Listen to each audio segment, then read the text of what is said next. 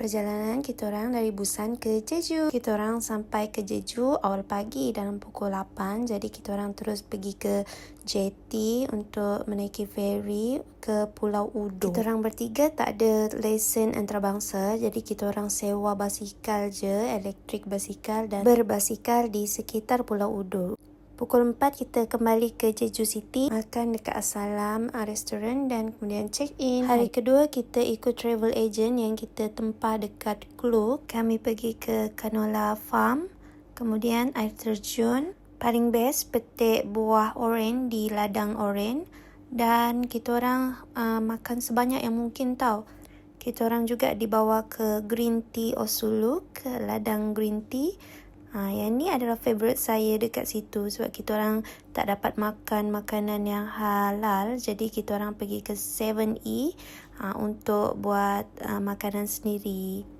Lepas tu kita orang pergi ke Halasan National Park untuk tengok National Park diorang lah.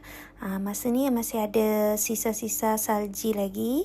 Jadi kita orang boleh main ais kepal dekat sana. Selesai dalam pukul 7, kita orang pergi cari makanan halal. Ada Punggyom yang kita orang jumpa dekat TikTok. As Muslim friendly, tapi rupanya diorang goreng sekali, grill sekali daging khinzir dekat restoran tu. Jadi kita orang tak berani lah.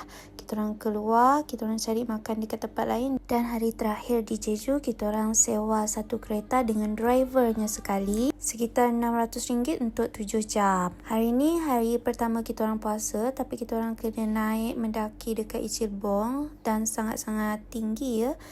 Ingatkan tak tinggi, tapi dah pergi sana kita orang terpaksalah hiking sampai ke puncak.